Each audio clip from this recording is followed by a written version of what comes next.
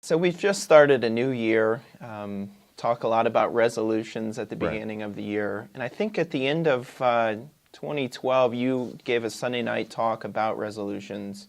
Would you mind kind of talking about that? Particularly, you gave some criteria for how to make good resolutions in the new year. Right. I preached a message last Sunday of the year from James 4, where James is confronting the people who make plans, and they do so. I think it's not that they made plans, but that they did so presumptively.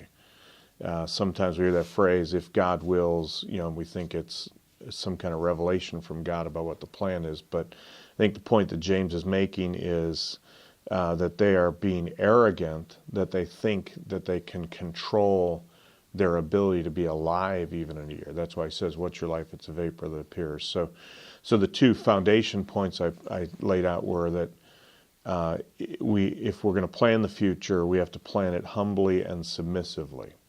That is, that we know we're not in control.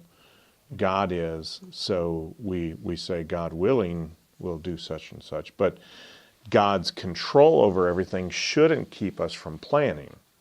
I mean, the Bible endorses planning. I mean, Proverbs 21:5, I think, says the plans of the diligent lead surely to advantage. So there's something to be said for planning. And normally, near the end of a year, beginning of a new year, we sort of look back and evaluate, what's happened, and we try to look and see where we need to go. So I was just encouraging the congregation to do some of that in areas that matter most. So, such as? So we've basically, I started with talking about what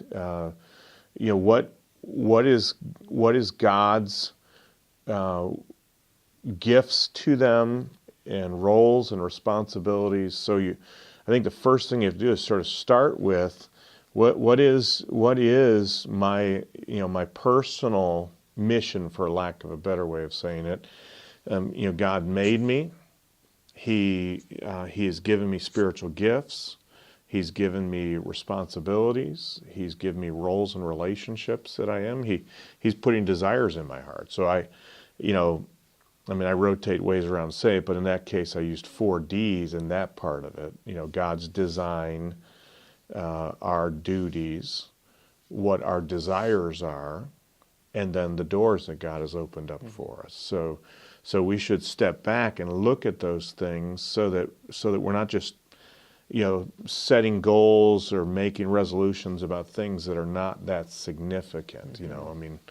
I didn't say it that Sunday night, but if my resolution is I'm going to lower my golf score by 5 strokes in 2013. Well, I could make it technically be a really clear, defined resolution, but is it really a part of what matters most? Is that what God made me to be and do? And does He give me responsibilities in those areas and roles? And I have a desire for that, but I'm not certain that you can open the doors to make that happen. I'm not sure that springs from from God, that I would want to become a better golfer in 2013. Not anything against that, but that should be far down the list.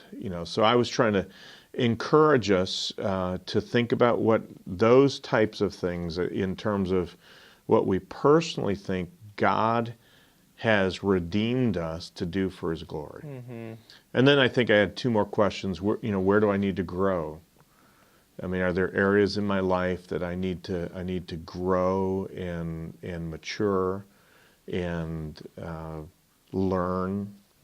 And then I just did it to be more memorable. Where do I need to go? That is the places that I look back and I know I've not been doing what I know I should be doing. Where do I need to get moving forward? And just humbly before God, look through those things and think about them and work out from there. I think God made us to be purposeful creatures.